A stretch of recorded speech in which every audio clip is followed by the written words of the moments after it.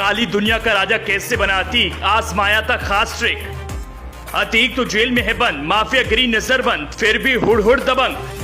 बेटू ने संभाली पिता की गद्दी, क्राइम में कूदे, शातिरपन में फिसट दी। पत्नी शाइस्ता परवीन की है परछाई, पति के लिए बेटू को आगे बढ़ाई।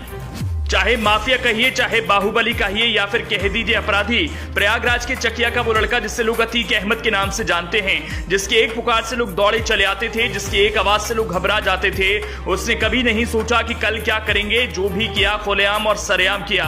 माफिया के बारे में तो आपने कई कहानियां या बातें सुनी और देखी होंगी, लेकिन इस माफिया के परिवार ने कभी भी अपने उसूलों से समझौता नहीं किया। माफिया का परिवार थोड़ा डरा जरूर, लेकिन उसने अपनी माफियागिरी को नहीं छोड़ा। अतीक अहमद जेल में है, लेकिन अभी उसका काम कोई और कर रहा है। अतीक की पत्नी शाइस्ता परवीन ने अतीक के सारे कामकाज को संभाल रखा है। अपने बेटों को बचाने से लेकर पति की ख्वाहिशों को परिवार पूरा करते जा रहे हैं। लेकिन माफिया के परिवार ने यह सब पूरी प्लानिंग से किया। वो जानते हैं कि एक दिन जो कर रहे हैं वो खत्म तो होगा ही, इसलिए शायद परिवार समझ चुका है। वो दिन भी शुरू हो चुका है जब परिवार मुसीबत में है। यूपी में ढेरों ऐसे गैंगस्टर पैदा हुए जिन्होंने सालों तक अपने खौफ के नाम पर किसी राजा की तरह शासन किया। दबंगाई के दम पर इन्होंने बाहुबली का तमगा हासिल किया और फिर सफेद पोश भी बने। लेकिन अतीक अहमद ने कम उम्र में ही अपराध की काली दुनिया में जगह बना ली। लेकिन पिता के जेल में जाने के बाद बेटे अपराध की गद्दी पर बैठ गए। अतीक के बेटों को डर नहीं लगा कि उनके पिता के साथ जो हो रहा है मेरे साथ होगा। डर नहीं लगा कि पाप के रास्ते को छोड़ सीधी सादी जिंदगी में रहें। लेकिन बेटों ने परवाह नहीं की और अपराध की काली दुनिया में पिता की तरह उतर गए। अतीक अहमद के 5 बेटे हैं। 5 बेटों में 4 बेटों पर आपराधिक मामले दर्ज हो चुके हैं।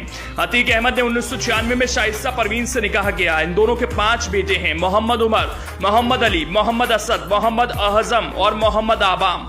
इन 5 में से 4 बेटों का आपराधिक रिकॉर्ड है। 2 बेटे मोहम्मद उमर और मोहम्मद अली जेल में बंद हैं। 2 लाख की इनामी मोहम्मद उमर पर रंगदारी का आरोप है। पिछले साल अगस्त में उसने सीबीआई के सामने सरेंडर कर दिया था।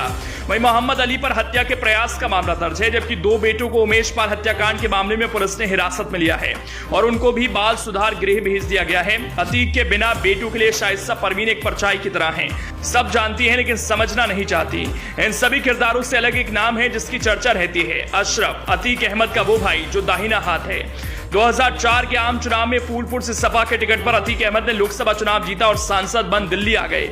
इसके बाद इलाहाबाद पश्चिम विधानसभा सीट खाली हो गई। इस सीट पर हुए उपचुनाव में सपा ने अतीक के छोटे भाई अशरफ को टिकट दिया था, लेकिन बसपा ने उसके सामने राजू पाल को खड़ा किया। उस उपचुनाव में बसपा प्रत्याशी राजू पाल ने अतीक अहमद के भाई अशरफ को हरा दिया था।